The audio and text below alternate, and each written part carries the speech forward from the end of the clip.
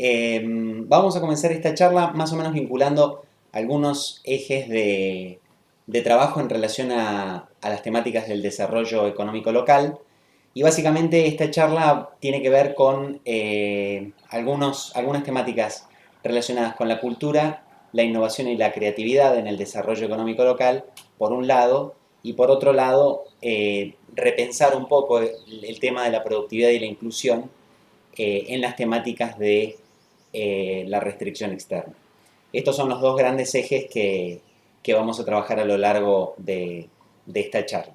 Van a poder seguir esta presentación con las diapositivas que van a ir apareciendo y al mismo tiempo, posteriormente, vamos a tener una serie de preguntas en un foro como para conectarnos y empezar a trabajar en conjunto la reflexión de estos temas y un poco pensar los territorios en base a estos dos ejes principales.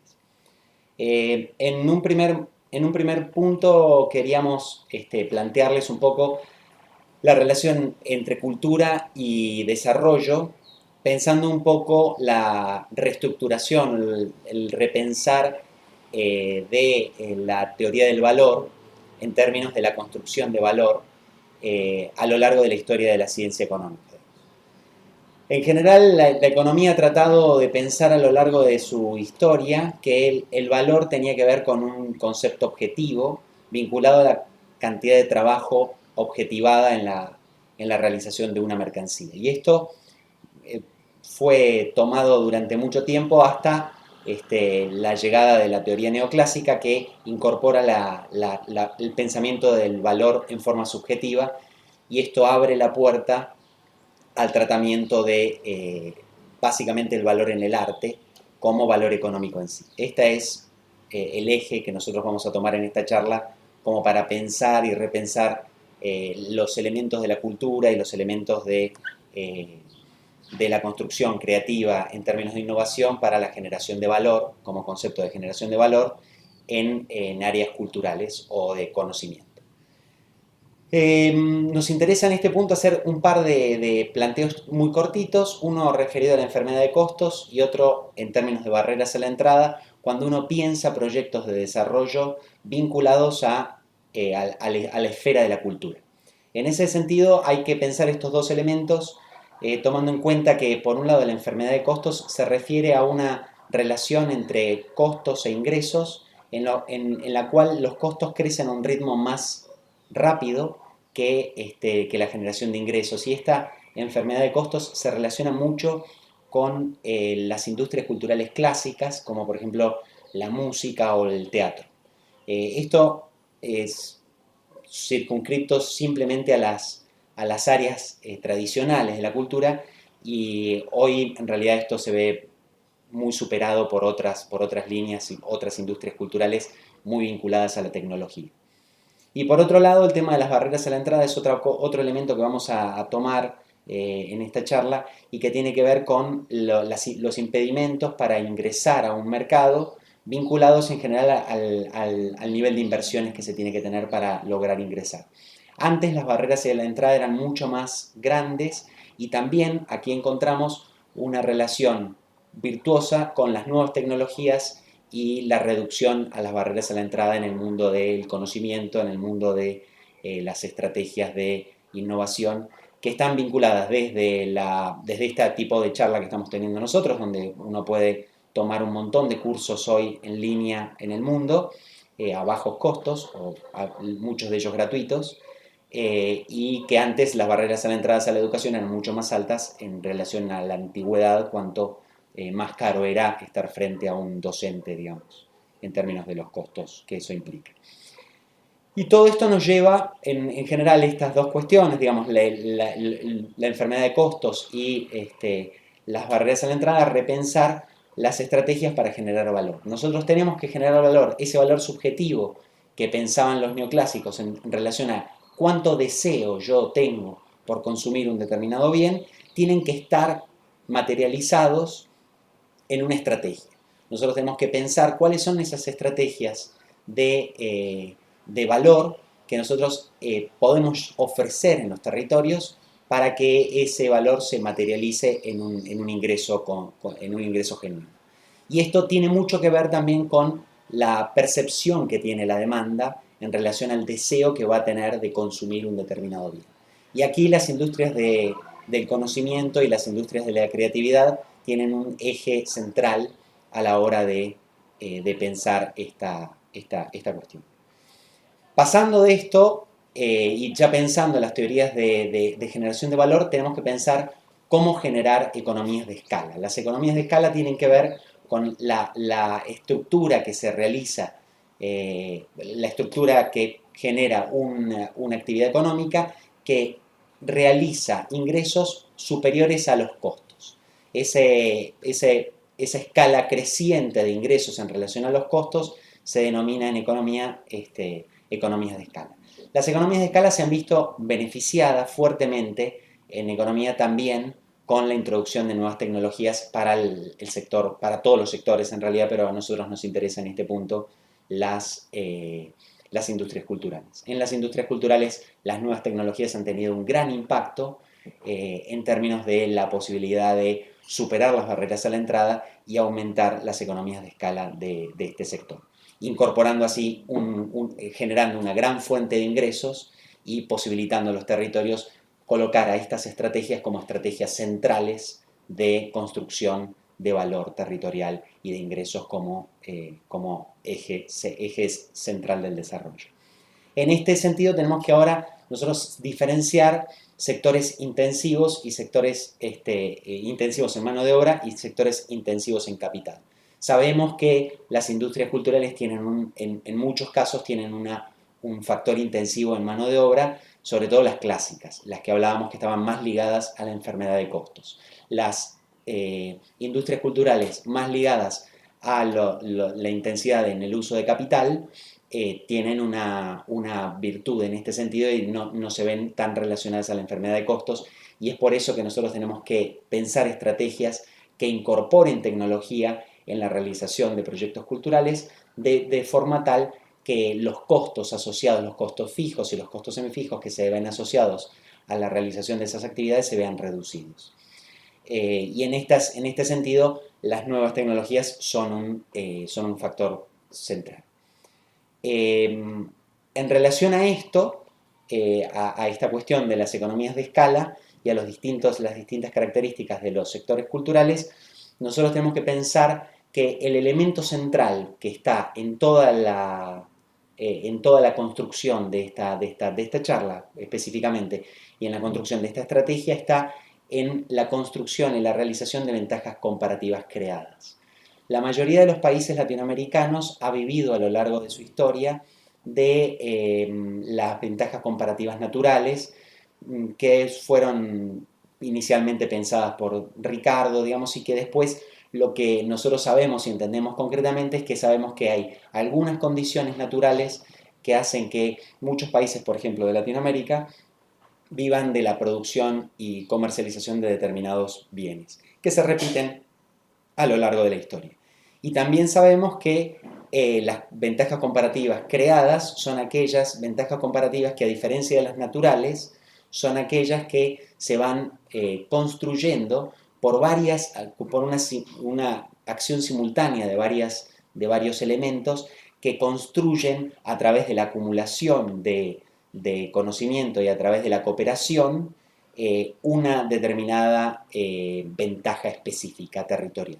Esa ventaja específica genera una posibilidad de realización de una actividad económica a costos mucho más bajos en términos relativos. Y esto coloca a esos territorios en general por conocimiento en una ventaja en relación a otros territorios que hace que su competencia se concentre en ese sector. En este sentido podemos dar algunos ejemplos en los sectores culturales, como por ejemplo Broadway, que es Broadway en Nueva York se especializa en teatro musical, digamos. Entonces vamos a encontrar ahí muchos profesionales vinculados específicamente al teatro musical.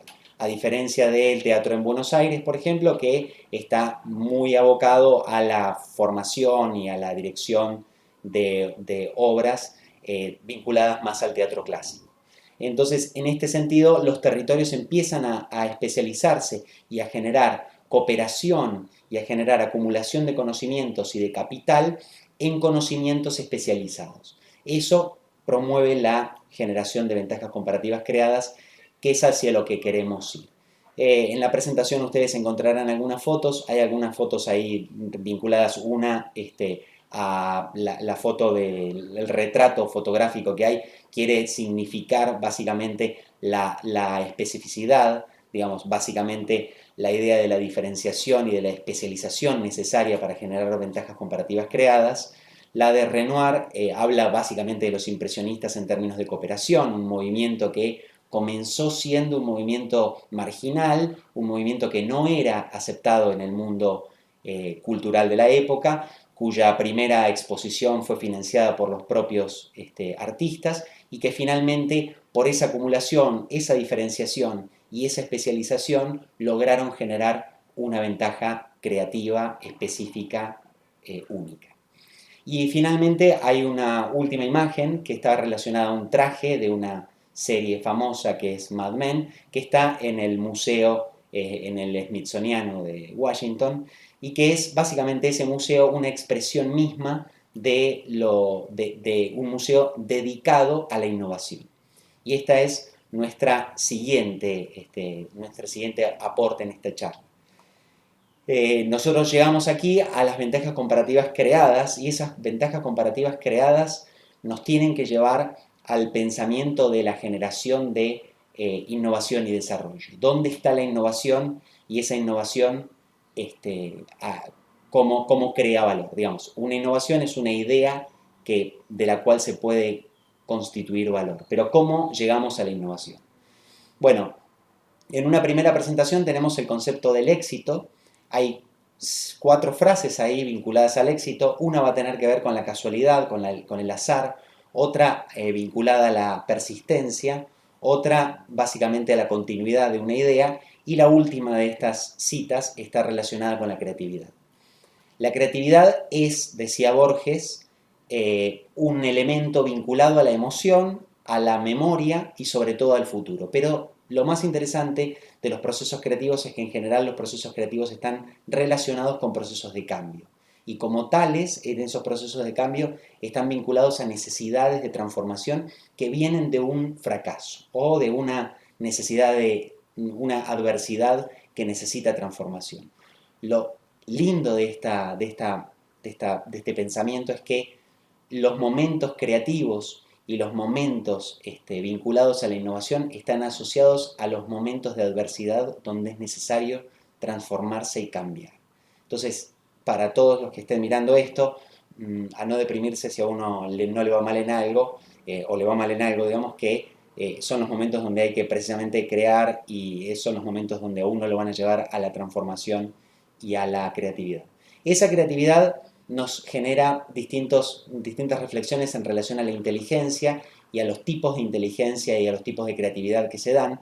Y simplemente acá para mencionar, solamente decir que la inteligencia es, por un lado es diversa, hay distintos tipos de inteligencia. La inteligencia no tiene que ver con ser bueno en matemáticas, sino que ya sabemos claramente que la inteligencia se relaciona con distintos saberes y que además es única, cada uno de nosotros tenemos alguna inteligencia y no somos inteligentes en general en todo, sino que sabemos hacer algo y lo que sabemos hacer lo hacemos muy bien y para lo otro es necesario asociarse con otros y esto es lo bueno, relacionarnos con otros para generar procesos de creación de valor mucho más dinámicos y potentes. Y finalmente esta última cuestión que es la dinámica, el dinamismo, que tiene que ver con la asociación de estos procesos. Y esto nos lleva a la idea de la innovación y el desarrollo. Decíamos hace un ratito que la innovación era una idea que generaba valor. Para que esto se dé, es necesario que los territorios y los lugares vinculen procesos que no están ya asociados a la construcción de valor en relación a una línea de fabricación, a una línea de producción más bien secuencial o igualitaria, sino más bien que están más asociados ahora a procesos más orgánicos en donde se piensa la necesidad de generar condiciones necesarias para que cada uno pueda desarrollar sus propias capacidades. En ese sentido, cuando las condiciones están dadas, esas condiciones llevan a que cada uno de nosotros pueda florecer en ese mundo orgánicamente constituido y cada flor tendrá su propia característica. Lo importante no es que las flores sean iguales, sino que las flores puedan estar juntas y de esa forma embellecer más a nuestro paisaje, digamos, ¿no? Y esto es lo que nosotros pensamos a través del concepto y del andar del desarrollo. Esto nos lleva, finalmente, cerrando esta charla, a la idea de la productividad y la inclusión, ¿no? En este proceso secuencial donde buscamos esa innovación para generar ventajas comparativas creadas, que venían de la idea de cómo generar valor, terminamos finalmente en que esos procesos de acumulación de valor devienen en necesarios procesos de aumento de productividad. Y esos aumentos de productividad son una oportunidad y también son una amenaza. La oportunidad tiene que ver con este proceso de acumulación y de crecimiento económico que nos dará las bases necesarias para mejorar dinamismos de distribución del ingreso y de esa forma mejorar niveles de desarrollo, y las amenazas vienen de la mano de la desigualdad. Sabemos que sin diversificación productiva, el aumento de la productividad en un sector aumenta la cantidad de desocupados en ese sector.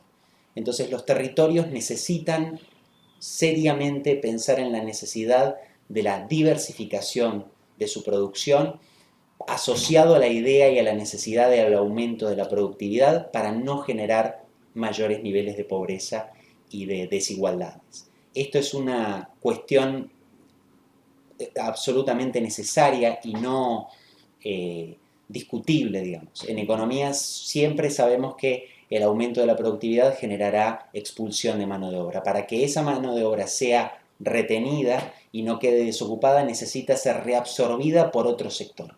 Ese otro sector significa que se haga otra cosa, otra actividad productiva. Y eso se llama diversificación productiva. Entonces, la única forma de aumentar productividad con inclusión es el aumento de la diversificación productiva. Este es el mayor desafío de los territorios en el futuro próximo.